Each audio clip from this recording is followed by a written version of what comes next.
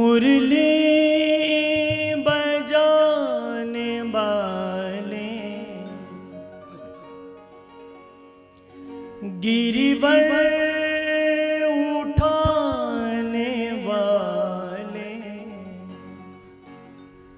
मैं दास हूँ तुम्हारा, मैं दास हूँ तुम्हारा।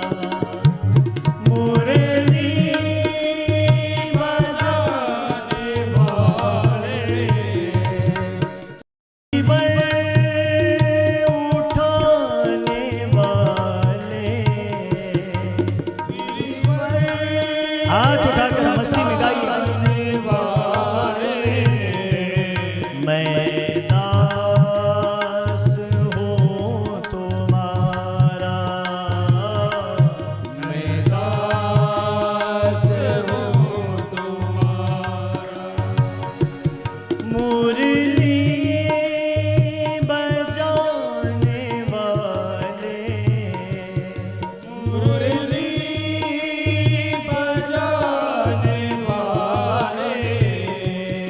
गिरिवर उठाने वाले सभी लोग मस्ती में गाइए। उठाने वाले मैं दास हूँ तुम्हारा, मैं दास हूँ तुम्हारा। मीठी मीठी तालियों के साथ हरि बोल बोलिए भक्त वत्सल भगवान की।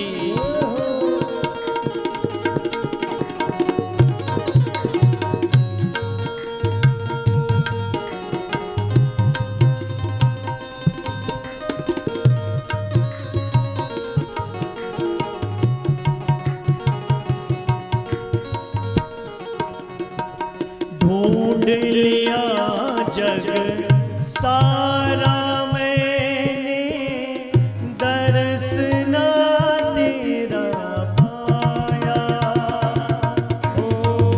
ढूंढ लिया जग सारा मैंने, दर्श ना तेरा पाया। ढूंढ लिया जग सारा मैंने, दर्श ना तेरा पाया। ढूंढ लिया जग सारा मैंने, दर्श ना तेरा पाया। जब मन को एकाग्र किया तो तू दिल बीच समाया। भव पार करने वाले गाइए हाथ उठाकर मस्ती में वाले बाके बिहारी हमारे, बाके बिहारी हमारे। मैं दास हूँ तुम्हारा, मैं दास हूँ तुम्हारा। और सुदामा भगवान से कह रहा है क्या? ये प्रभु तेरी माया ने प्रभु मुझको जग में खूब नचाया। तेरी माया ने प्रभु मुझको जग में खूब नचाया। तेरी माया ने प्रभु मुझको जग में खूब नचाया। तेरी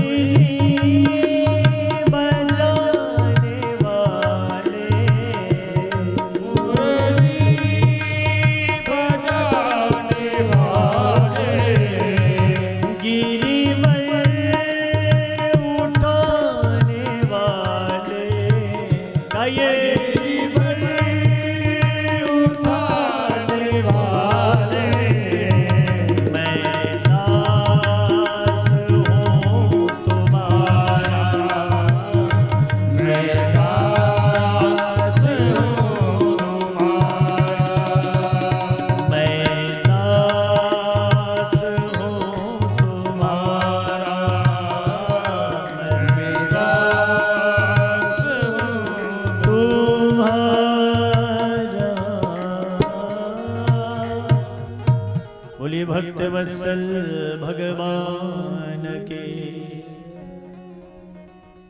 तो महाराज द्वारपाल भगवान के पास आया, भगवान से कहने लगे, प्रभु आपके इस दास को आपके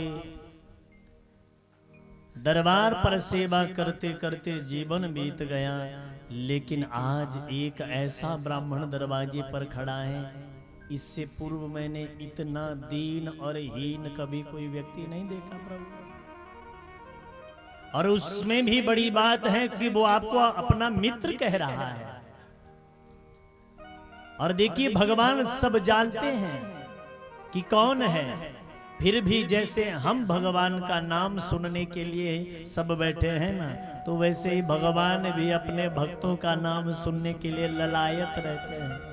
भगवान उत्सुकता में भर गए, कहा जल्दी बताओ कौन है, कहां से आया है, नाम क्या है। द्वारपाल कहने लगा, प्रभु शीस पगाना जगातन पे प्रभु, जाने को आए बसों के ग्रामा, धोती फटी सी लटे दुपटे और पाँव उपावन की नहीं शामा, द्वार खड़ो द्विज दुर्बल एक, रहो चकिसो वसुधा अभिरामा, पूछत दीन दयाल को धाम, बतावत आपनो नाम सुदामा। और जैसे ही महाराज सुदामा का नाम कानों में पड़ा, नाम सुदामा का सुनते ही गज आसन धाए द्वार की ओरा, मुकुट कहीं तो कहीं पट उलझा, मिलन को व्याकुल धीर न थोड़ा, मिलन को व्याकुल धीर न थोड़ा। ऐसी उतावली है गति में, ऐसी उतावली है गति में, जैसे बावली वायु का मस्त झकोरा, मित्र की भेंट को मित्र चले तो धावत चांद की ओर चकोरा, मित्र की भेंट को मित्र चले तो धावत चांद की ओर चकोरा। ऐसा लग रहा था जैसे मित्र से मित्र मिलने नहीं, बल्कि चांद से मिलने कोई चकोर आ रहा। भगवान ने पांव में पहनी हुई खड़ाओं को उतार दिया, कहा जो मित्र मेरे लिए इतनी दूर से नंगे पांव आया है, उसकी अगवानी में चरण पादुकाएं पहन कर जाना बेईमानी है। जैसे हम भगवान के मंदिर में कभी भी चरण पादुकाएं नहीं ले जाते हैं, वैसे ही भगवान कभी अपने भक्तों के घर में अपने पांव में चरण पादुकाएं पहनकर नहीं आते। भगवान कहते जैसा मेरा भक्त मेरे, अरे जितना मान भक्त मेरा करते हैं ना, उससे 1000 गुना ज्यादा मैं उनका वो करता हूँ, क्योंकि तू बढ़ा मेरे तरफ 10 कदम, भगवान कहते मैं बढ़ाऊंगा 60 कदम। तू मेरे लिए थोड़ा सा खर्चा तो करके देख, भगवान कहते हैं तेरे लिए कुबेर के खजाने ना खोल दूं तब कहना। हाँ, क्योंकि इसीलिए कहा है ना, दान दिए धन ना घटे। कह गए दास कबीर, दान देने से धन घटता नहीं बल्कि और बढ़ जाता है। और कैसे बढ़ता है, जिन लोगों ने किया उनसे पूछना। बहुत ऐसे उदाहरण हमने देखे।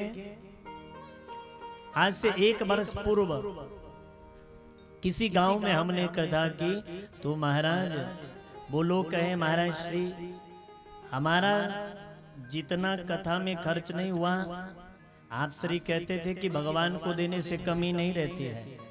तो कहते हैं कि किसी कंपनी में हमारी जगह चली गई थी, कुछ हिस्सा चला गया था, वाकई पैसे भी मिल गए थे हमको, लेकिन महाराज भगवान कभी किसी का कर्जा अपने सिर नहीं रखते हैं। तो वह उसके ऊपर बाकी लोगों ने केस किए थे, तो बाकी लोगों को पैसा मिला, तो वो लोग कहे कि हमको तो बात भी भूल गई थी कि वो हमारी जमीन है। तो भगवान ने उन लोगों को 12 लाख रुपए वहां से मिला है ना।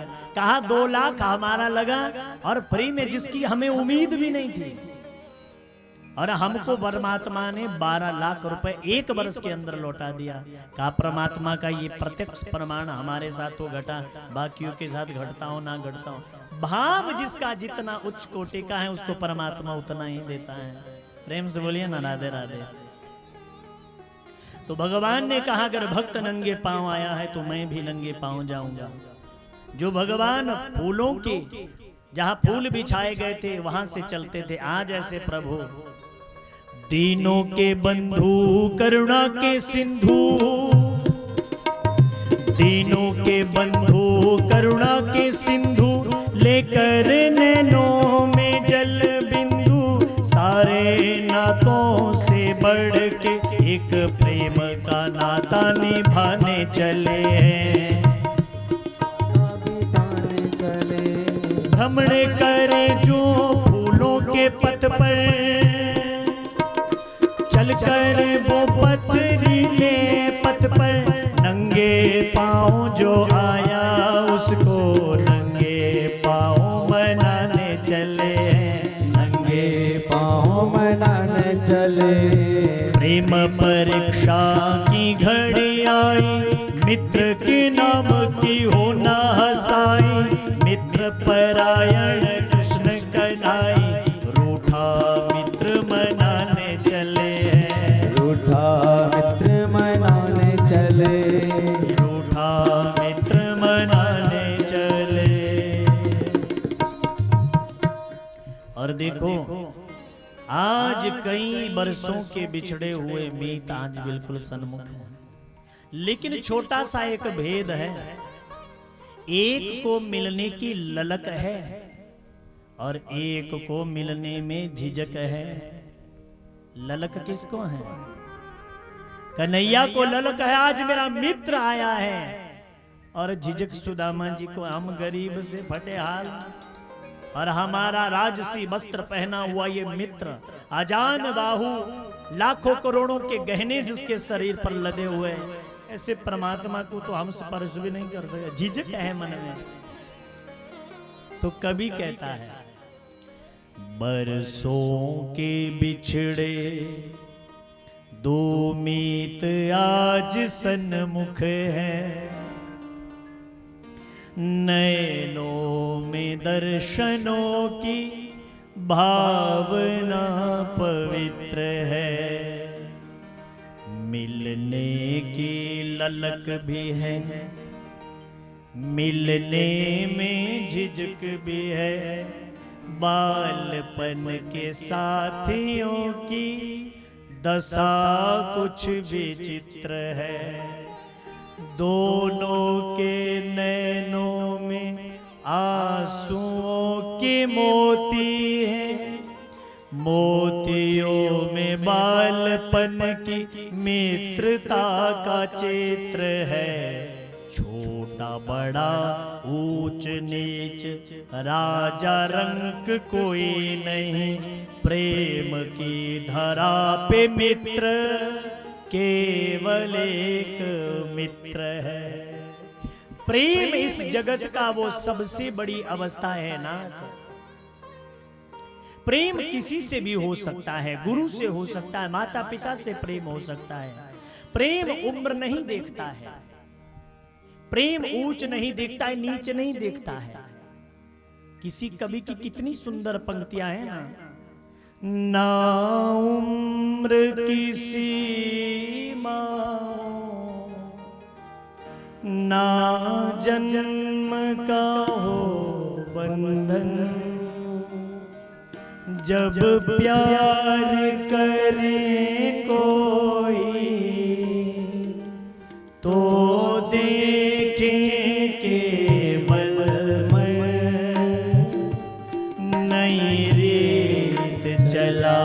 कर तुम ये रीत अमर कर दो।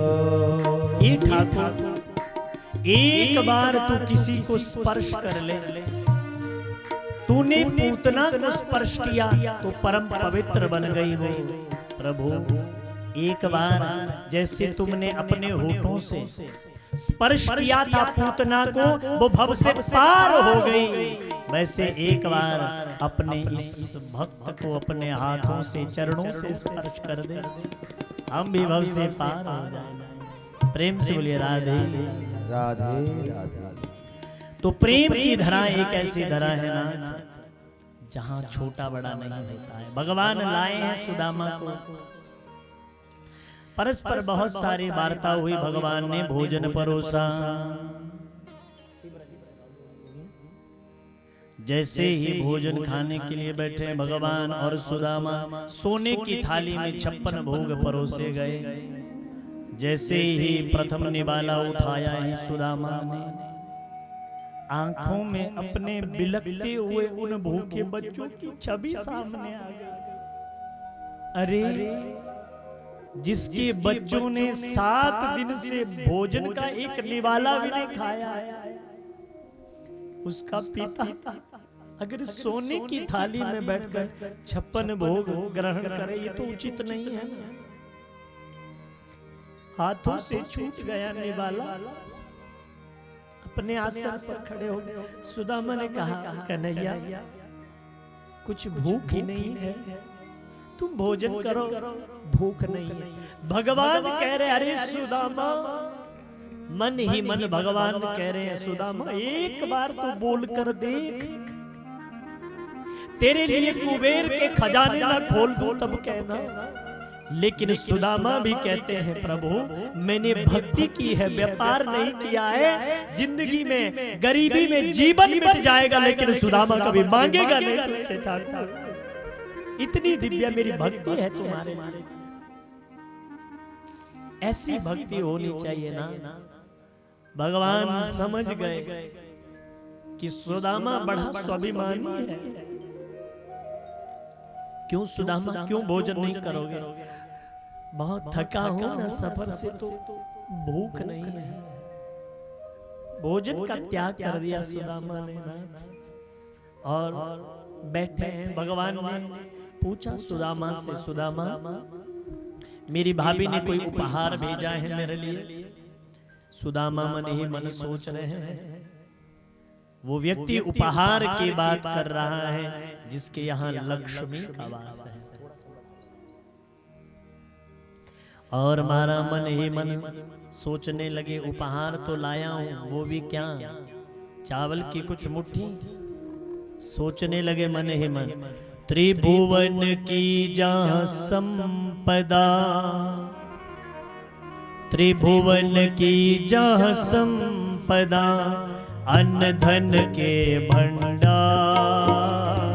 त्रिभुवन की जहाँ संपदा, अन्न धन के भंडार। सुदामा दीन के चावल का क्या काम, पगला सोच रहा ये शर्म का मारा, सोच रहा ये लाज का मारा, सोच रहा। नारायण का वास जहाँ, जहाँ लक्ष्मी का धाम। लक्ष्मी का जहाँ वास, नारायण का धाम जहाँ, जहाँ लक्ष्मी का वास। गाइए सभी। का धाम जहाँ, जहाँ वास। सुदामा दीन के चावल का क्या काम, पगला सोच रहा ये शर्म का मारा, सोच रहा ये लाज का मारा, सोच रहा। क्या सोचेंगे रानियां, क्या सोचेंगे दास, क्या सोचेंगे रानियां, सोचेंगे दास। सहना होगा दीन को किस किस का अपमान, पगला सोच रहा, ये लाज कमारा सोच रहा। सिरहाने धर पोटले तंदुल रहा छुपा, सिरहाने धर पोटले तंदुल छुपा। त्रिभुवन पति को भेंट ये देने में सकुचाए, पगला सोच रहा, ये लाज कमारा सोच रहा। ये शर्म कमारा सोच रहा। तो महाराज भगवान ने सुदामा से उस पोटली को लिया है, एक मुट्ठी चावल की ग्रहण की, एक लोक की संपदा प्रदान की, दूसरे लोक की संपदा दूसरी मुट्ठी में प्रदान की, तीसरी मुट्ठी में रुक्मणी ने हाथ पकड़ लिया, इशारे में कहा प्रभु सब कुछ दान देकर खुद सुदामा बनने के चक्कर में है क्या? प्रेम से बोले राधे राधे। भगवान ने पूछा है सुदामा से, सुदामा मेरी भाभी ने कोई संदेश दिया है ना कुछ मेरे लिए? हाँ प्रभु, आपकी भाभी ने कहा है कि कन्हैया से कहना, कन्हैया इस जगत में तुम्हारे बड़े बड़े भक्त होंगे, लेकिन तेरे वो भक्त महीने में केवल 2 एकादशी ये तेरा व्रत रखते हैं, लेकिन ठाकुर तेरी कृपा से तेरे भाभी के घर में रोजाना ही एकादशी होती है। एक मास 2 पक्ष में 2 एकादशी हो, पर हे ठाकुर तेरी कृपा से मेरे गोपाल जो नित्या एकादशी हो। भगवान घर में कुछ खाने के लिए नहीं, तो मेरे घर में तो रोजाना ही एकादशी है। हम सबसे बड़े तेरे भक्त हैं। हाँ?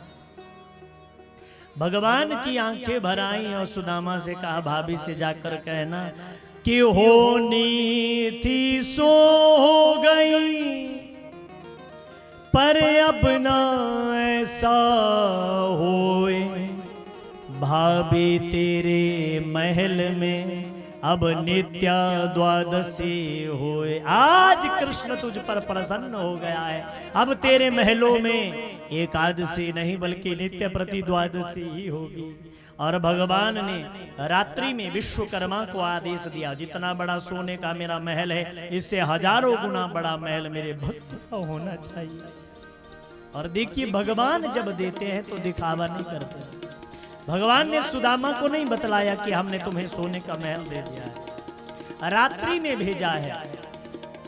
सुशीला के पास आए हैं विश्वकर्मा, भगवान का आदेश है आपका सोने का महल बन जाए, उनका आदेश है हम आपका महल बनाने। सुशीला ने कहा नहीं, अगर आप मेरे गांव में बसने वाले सब लोगों का महल बना सकते हो तो पहले इन लोगों के सोने के महल बनाओ, अंत में हमारा महल बनाना। अगर इनके नहीं बना सकते हो, विश्वकर्मा ने कहा भगवान का आदेश तो आपका ही महल बनाने का है, चले जाओ, तब हमें महल नहीं चाहिए। अरे इतना सोने का महल मिल रहा है, क्यों त्याग रहे हो? कहा ये वो लोग हैं जिन्होंने बुरे वक्त में हमारा साथ दिया है, तो आज सुख हम अकेले भुगते, इतना भी हमारी आत्मा मर नहीं गई है। तो सबके सोने के महल पहले बनवाएं और अंत में खुद का महल बना है नाथ। और इधर भगवान के पास 2 दिन रुके हैं सुदामा और भगवान से विदा मांगी।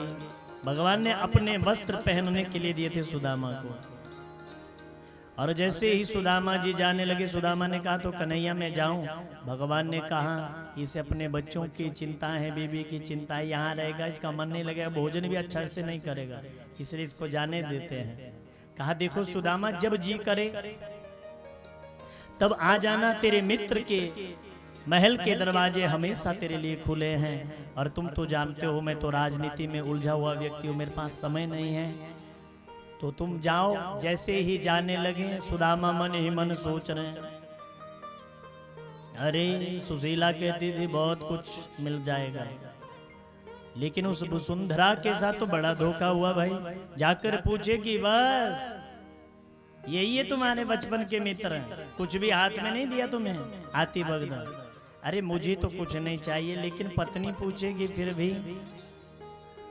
और जाते जाते मन में सोचने लगे, कहती थी मांगे बिना घर भर देंगे ना, कहती थी मांगे बिना घर भर देंगे ना, धोखा हुआ वसुंधरा बेचारे के साथ, पगला सोच रहा क्यों आया, पगला सोच रहा क्या पाया, पगला सोच रहा क्यों आया, पगला सोच रहा।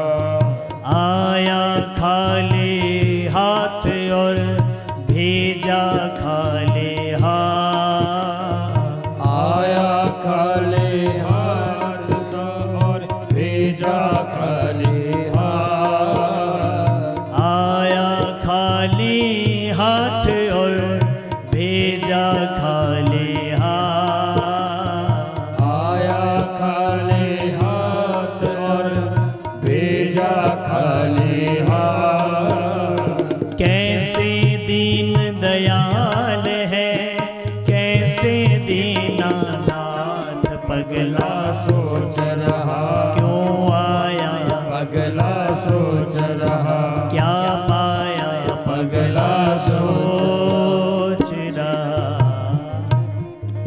तो इस तरह से भगवान ने सुदामा के ऊपर कृपा की। सुदामा वापिस आया, देखा सोने की नगरी बन गई है। सुदामा ने कहा, वारे कन्हैया इतना कुछ दान दे देता है लेकिन फिर भी दिखावा नहीं करता है, बड़ा दिव्य स्वभाव है कन्हैया तेरा। और भजन करते करते सुदामा ने सदगति को प्राप्त किया। बोलिए भक्त वत्सल भगवान के। इसके पश्चात भागवत जी में वेद स्तुति का भाव सुनाया, और ब्राह्मणों के मरे हुए पुत्रों को भगवान ने वापिस लाकर उन्हें सौंपा। इसकी परम पावन से एक कथा आती है। भिक्षु गीत का भाव सुनाया, एल गीत सुनाया।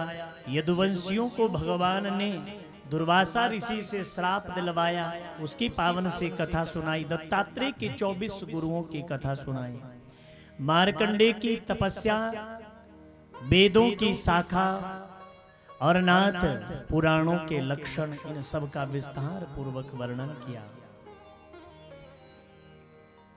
और एक समय की बात है, एक बार द्वारिका में सर्वग्रास सूर्य ग्रहण पड़ा। चारों तरफ भयंकर उपद्रव होने लगे, बड़ी विषम परिस्थितियां उत्पन्न हो गई। और महाराज, आकाश से तारे टूटकर जमीन पर गिरने लगे। समुद्र अपनी मर्यादा को तोड़कर जो है शहरों में, नगरों में प्रविष्ट होने लगा। उस समय भगवान श्री कृष्ण ने कहा, ऐसे समय में हमको जो है प्रभा क्षेत्र में जाना चाहिए। और महाराज तब समंतक तीर्थ में सब लोग आए हैं। भगवान सबको लेकर आए हैं कुरुक्षेत्र में। चलो वहां जाएंगे, दान करेंगे, धर्म करेंगे, और वहां पर रहकर कुछ दिनों के लिए भगवान के गुणगान का श्रवण करेंगे। सब लोग समंतक तीर्थ में आए। प्रेम से बोलो राधे राधे, जोर से बोलिए ना। और जैसे ही महाराज समंतक तीर्थ में यहाँ पर भगवान निकले हैं, और ये खबर फैलते फैलते ब्रज में जा पहुंची। ब्रज में बूढ़ी से बाबा बैठे हैं। 100 वर्ष हो गए हैं कन्हैया से बिछड़े हुए। 100 वर्षों के बाद किसी ने, अब बाबा को बड़ा ऊंचा सुनाई देता है, किसी ने आकर कहा, बाबा कन्हैया आया है।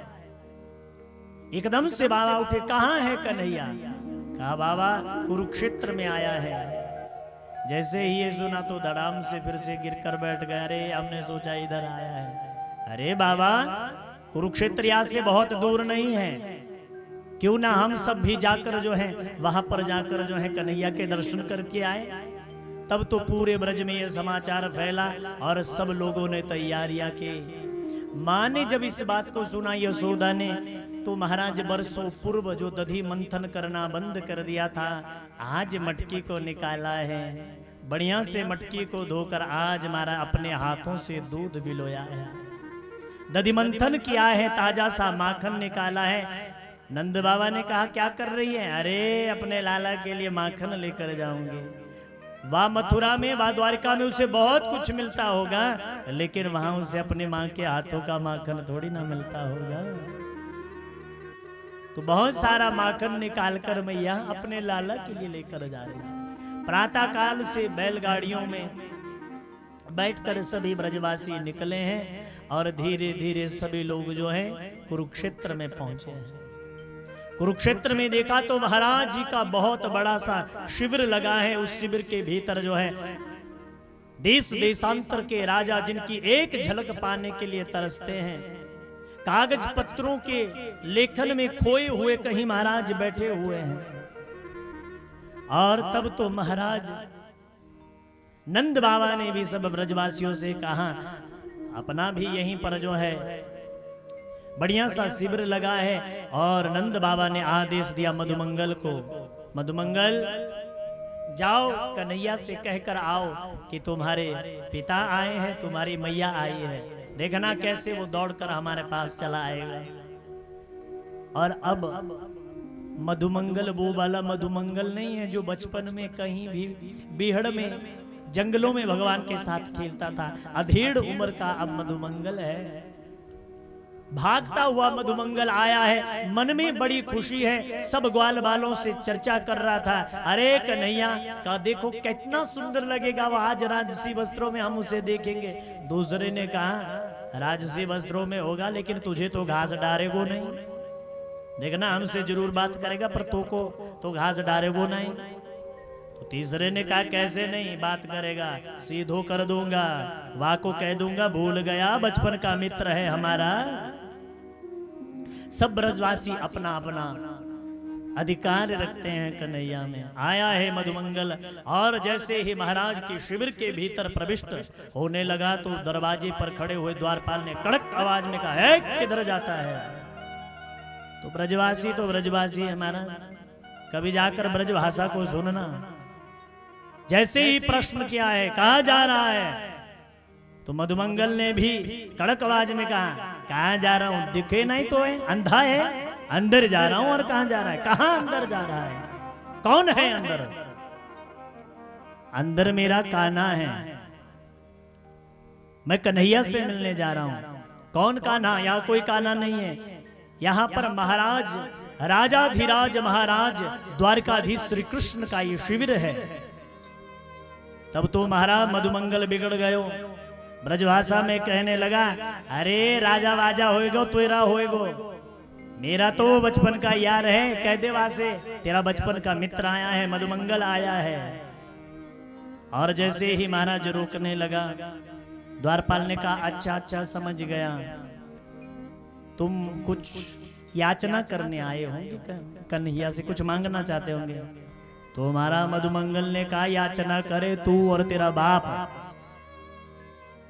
मैं तो वहां के दर्शन के लिए आया हूं। और महाराज अंदर शिविर में भगवान द्वारकाधीश बैठे हैं। इतनी बड़ी राजनीति इस पूरे भारतवर्ष के एक छत्रपति सम्राट है। तुम्हारा देश देशांतर के राजाओं के जो पत्र आए हैं, उन पत्रों को किसी को जवाब देना है, किसी को। तो उस राजनीति के पत्रों में उलझे हुए भगवान कहीं खोए हुए थे, जिनके पास इतना भी समय नहीं कि बड़े से बड़ा सम्राट सामने खड़ा हो, उनको दृष्टिपात करने तक का समय नहीं है। ऐसे भगवान के कानों में आज 100 वर्षों के बाद कानों में ब्रजभाषा पड़ी। भगवान ने पास में खड़े हुए मंत्री से कहा, ये ब्रजभाषा कहां से आ रही, जाओ पता करो।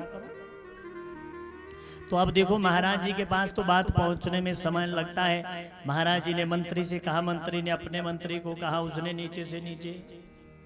थोड़ी देर हो गई तब तो महाराज भगवान ने फिर से कहा, क्या खबर है, कौन है? तब महाराज मंत्री ने कहा, महाराज कोई अधेड़ सी उम्र का कोई व्यक्ति है, ब्रजभाषा कह रहा है, बड़ी कड़क आवाज में कह रहा है, आप कहे तो जाकर मैं उसे बंदी बना लूं, यहाँ पर आपके सामने बेड़ियों में बांध कर ले आऊं। भगवान ने कहा, नहीं नहीं रहने दो, मैं खुद जाकर मिलूंगा। और भगवान आए 100 वर्षों के बाद मिल रहे हैं। एक दूसरे को पहचानना थोड़ा मुश्किल है। सामने मधुमंगल खड़ा है और बचपन का मित्र श्री कृष्ण आज राजसी वस्त्रों में मुकुट धारण किए हुए, महाराज मयूर पंख धारण किए हुए, बड़ा दिव्य सा भगवान का स्वरूप, और सामने भगवान आए। भगवान ने बड़े प्रेम से पूछा, कौन हो तुम? तो मधुमंगल ने कहा, पहले तू बता तू कौन है। तब तो महाराज द्वारपाल हाथ मल रहे। भगवान एक बार आदेश दे तो इसे हम छठी का दूध याद दिला। महाराज जी से प्रश्न करता है, कौन हो? भगवान ने कहा, शांत रहो। भगवान ने कहा, कौन है तुम, कहां से आए हो? मधुमंगल ने भगवान को ऊपर से नीचे तक देखा। इसके वही घुंघराले से बाल है, वैसा ही चेहरा लग रहा है, वैसे ही बड़ी बड़े इसकी भुजाएं, अजान बाहु, खड़े होने का स्टाइल भी वही है। हो ना हो यही हमारे कन्हैया हो। तो इस बार बड़ी रिस्पेक्ट में इस बार कहा, पहले तू बता कौन है। तू तड़ाक से जब बात की तब भगवान ने कहा, हाँ अब तूने काम की पूछ, तू मधुमंगल है ना? तब तो मधुमंगल खिल पड़ा। हमारा मधुमंगल ने कहा, हाँ अब मोते पूछे कि मैं कौन हूं। जब माखन चोरी करने जावे और मेरे को घोड़ा बनाता था, मेरी पीठ पर खड़े होकर माखन निकालता, तब नहीं पूछी कि मैं कौन हूं। आज पूछ रहा है कि मैं कौन हूं। भगवान ने कहा, मधुमंगल तू आया है और तूने बतलाया नहीं। भगवान ने कंठ से लगा लिया, मधुमंगल। मधुमंगल ने कहा, देख लाला, तू बहुत प्यारा लग रहा है, तू बहुत सुंदर लग रहा है, लेकिन तू हमको भूल गया। लेकिन हम तो ये नहीं भूले। हम जब जब गैया चारण के लिए जाए तब तब हम तुझे याद करें। जब जब माखन हमारे सामने आए तब तब हम तुझे याद करते हैं कान्हा, हम तुझे नहीं भूले, लेकिन तू हमको भूल गया। बहुत सारी बातें करने लगे। तब भगवान ने अचानक पूछ लिया, मधुमंगल बता, मैया कैसी है, बाबा कैसे है? मधुमंगल ने कहा, मैया कैसी है, बाबा कैसे हैं? अरे मैया हुआ आई है, बाबा हुआ आए हैं। अरे मैया हुआ आई है, बाबा भी आए। तैने इतनी देर में बतलाई। तब तो महाराज जैसे मानो बचपन लौट आया हो, सब कुछ भूल कर भगवान जैसे ब्रज की गलियों में नंगे पांव अपने मित्रों के साथ भाग जाते थे, आज माने वही बचपन लौट कर आ गया है। किसी ने कहा पालकी लाओ, किसी ने कहा रास्ता छोड़ो, किसी ने कहा खड़ाओ लाओ। उतने में तो मधुमंगल का हाथ पकड़े हुए भगवान जी तो चले गए हैं। और जैसे ही महाराज नंद और मैया के शिविर के बाहर आए, भगवान एक पल के लिए सहम से गए, सहम से गए भगवान। मधुमंगल ने धीरे से कहा, अंदर है मैया। द्वार का पर्दा हटाया, श्री कृष्ण ने आवाज लगाई, मैया मैया। मैया शब्द गूंज पड़ा। और मैया, जिस मैया को अब ज्यादा दिखता नहीं है, रो रो कर भगवान की याद में जिसकी आंखों की लो चली गई है, वो बूढ़ी सी माँ बैठी है शिविर के भीतर। कहा, कौन है भैया, कौन है दरवाजे पर? आ जाओ आ जाओ आ जाओ, अंदर आ जाओ। कन्हैया ने कहा, मैया मैं हूँ, मैं तेरा लाल, मैं तेरा कन्हैया हूँ। मैया ने कहा, लाला जब तूने मैया कही मैं तभी पहचान गई तू ही होएगो। मैं तेरी आवाज पहचानू ना का? आजा आजा बेटा, आजा मेरी गोद में बैठ जा। और भगवान ने पास जाकर कहा, मैया मैं अब इतना छोटा नहीं रहा हूं कि तेरी गोद में आ सकूं। और देखो कभी कभी कुछ बातें यूं ही कह दी जाती है, लेकिन वो अपने भाव कई तरह के छोड़ जाती है। भगवान ने तो ये कहा था कि मैया अब मैं उतना छोटा नहीं हूँ, मैं बहुत अब बड़ा हो गया हूँ। तो मैया ने एक दीर्घ निश्वास लेते हुए कहा, हाँ अब तो बहुत बड़ा बन गया है, द्वारिका का तू सम्राट बन गया है, लेकिन बेटा हम तो वही गैया चारण वाले तेरे माँ बाप हैं, हम तो ब्रज में रहने वाले वही ग्वाल वाले हैं। अब कहाँ हम और कहाँ तू। हाँ अब तू कहाँ मैया की गोद में आ सके। तब तो भगवान को आज ऐसी भूख उठी है, भगवान दौड़ कर गए, मैया को कंठ से लगा दिया, मैया मैं कोई राजा वाजा नहीं हूँ, मैं तो मैया तेरा ही लाल हूँ, तेरा ही लाल हूँ माँ। और मैया की गोद में भगवान बैठ के कंठ से लगा लिया मैया को। मैया आज मुझे बड़ी जोरों की भूख लग रही है। अरे लाला तेरे लिए ब्रज से माखन निकाल के लाई हूं।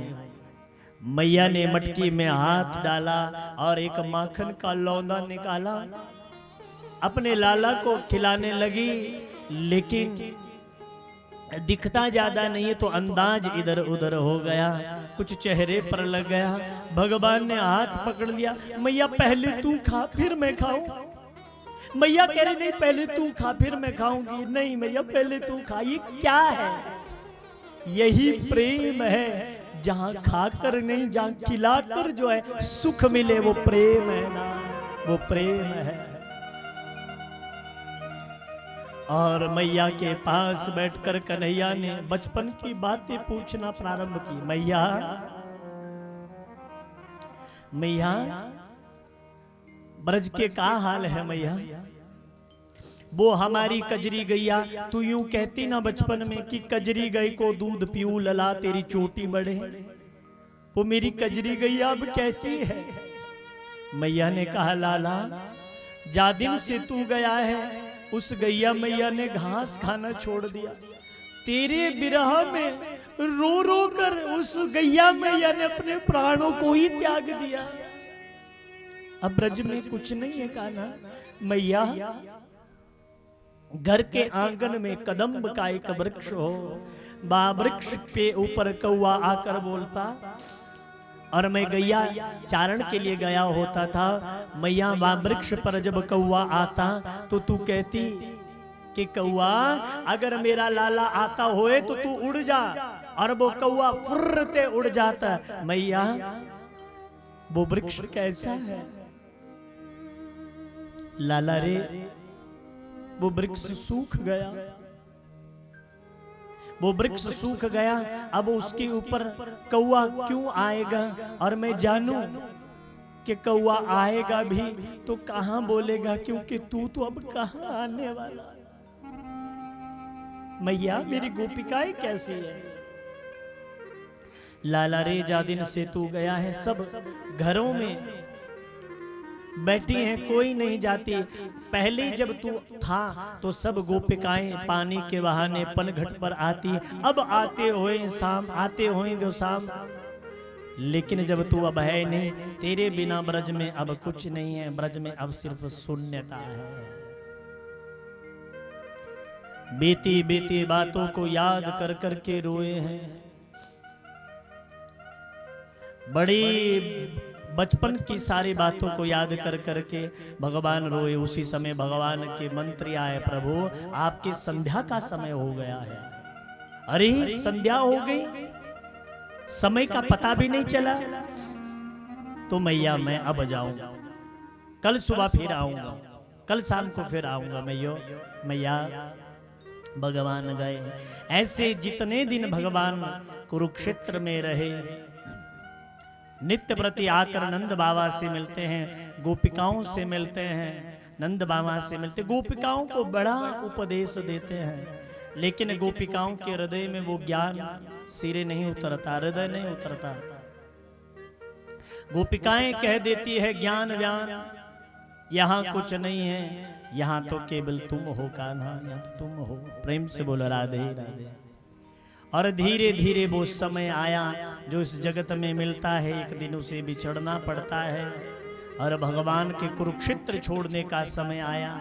भगवान ने मन ही मन सोचा, अगर सामने जाऊंगा तो ये मेरे ब्रजवासी फिर से रुदन करेंगे। पहले एक समय जब ब्रज छोड़कर गया तो बड़ा विरह इनको झेलना पड़ा, उस तरह का विरह मैं इनको फिर से नहीं दे सकता। तो रात्रि में ही कुरुक्षेत्र को छोड़ने का निर्णय लिया है द्वारकाधीश ने। और रात्रि के सोते हुए सभी ब्रजवासियों को छोड़कर भगवान रात्रि में ही द्वारिका चले गए। भोर हुई, सबको पता चला कि कन्हैया हमें छोड़कर फिर चला गया है। सब धड़ाम से धरती पर गिर पड़े और सखिया कहने लगी, गोपिकाएं कहने लगी, हरि बिन क्यों कर जीऊ री माई, ये कान्हा तू क्यों हमें छोड़कर चला गया। और ये कथा महाराज बड़ी प्रिय कथा है, क्योंकि ये कथा किसी भगवान की नहीं बल्कि उस गवारिये की कथा है जो माँ का लाल है, जो गाय का गोपाल है। उस माँ की ये कथा है जो अपने बच्चे के लिए रुदन करती है। इसलिए कथा इतनी कथा है, क्योंकि इसमें भगवान के ऐश्वर्य की नहीं बल्कि इसमें वो कथा है कि वो दुनिया का मालिक भी जब दुनिया में किसी माँ का पुत्र बनकर आता है, वो भी अपने ब्रजवासियों के लिए आंसू बहाता है। प्रेम से बोले राधे राधे। अंत में सुखदेव ने प्रश्न किया है, ये परीक्षित, अगर तुम्हारे मन में अन्य कोई प्रश्न रहा हो तो मुझसे पूछ लो। तो महाराज परीक्षित ने कहा, प्रभु आज तो मुझे मर जाना है, अब मेरी सारी शंकाएं समाप्त हो चुकी है। डांट दिया सुखदेव ने कहा, तुम तो राजन मरीसे पशु बुद्धि मिमाम जही। अरे अभी भी तू कह रहा है कि मरेगा तू, ये पशुओं वाली बुद्धि छोड़, क्योंकि कथा को जो एक बार श्रवण कर लेता है वो मरता नहीं बल्कि भव से पार हो जाता है। हाँ। तब जो है परीक्षित ने हाथ जोड़कर कहा, प्रभु सिद्धोस में हम अनुग्रहितोस्मि भवता करुणात्मना श्रावितो यत् में साक्षात अनादि निधनम हरि। आपने मुझे कथा श्रवण करवाई, अब मैं सिद्ध हो गया हूँ, मन में कोई जिज्ञासा नहीं है। चरणों में प्रणाम किया, सुखदेव जी के चरणों में प्रणाम किया, चरणों का वंदन किया, पूजन किया, दक्षिणा देकर जो है सुखदेव स्वामी को विदा किया है। और समाधि लगाकर परीक्षित जी बैठे हैं। तक्षक नाग आया है, दंस मारा है और परीक्षित का पंच भौतिक शरीर छूट गया है महाराज। दसों दिशाओं ने रुदन किया है, दिग्गज डोल उठे, क्योंकि परीक्षित जैसा सम्राट फिर इस धरा को नहीं मिला। बोलिए सुखदेव स्वामी की, परीक्षित जी महाराज की, वेद व्यास भगवान की, श्रीमद् भागवत महापुराण की। तो महाराज इन्हीं शब्दों के साथ अब वाणी को हम यहाँ विराम दे। कथा यहाँ पर विराम ले रही, कथा कभी समाप्त नहीं होती है। हरि अनंत हरि कथा अनंता कहीं सुनई बहुविधि सब संता। आज यहाँ विराम ले रही हैं, फिर से कहीं बहनी प्रारंभ हो जाएगी तो कथा विराम लेती है, समाप्त नहीं होती है। हाँ। तो महाराज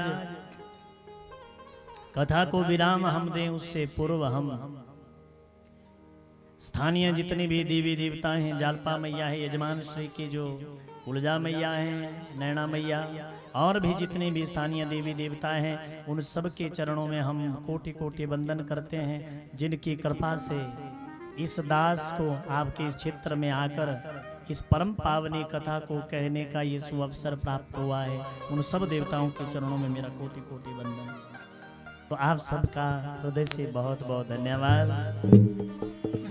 आइए भागवत का अंतिम श्लोक मिलजुल कर हम सब लोग कहें। सभी लोग अपना अपना सर ढक लें, कमर को बिल्कुल सीधा कर लीजिए, आंखें बंद कर लीजिए, हाथ जोड़ लीजिए। एक बार हम कहें और उसके बाद आप सभी लोग मेरे साथ कहें। आंखें बंद कर लीजिए, हाथ जोड़ लीजिए।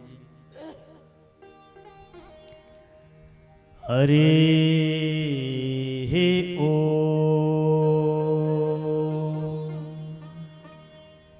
कहिए।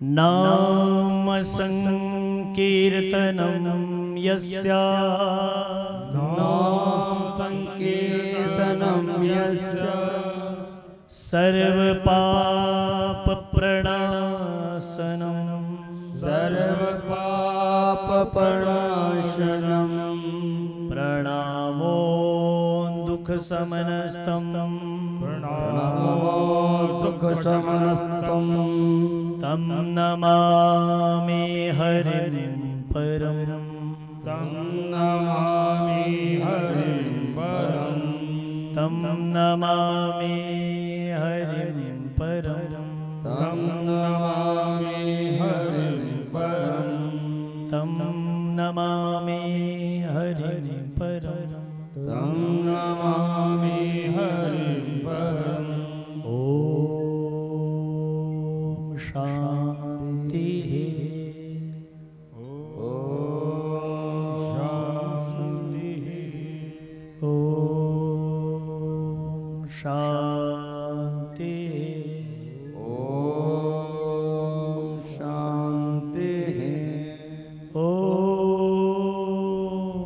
शांति।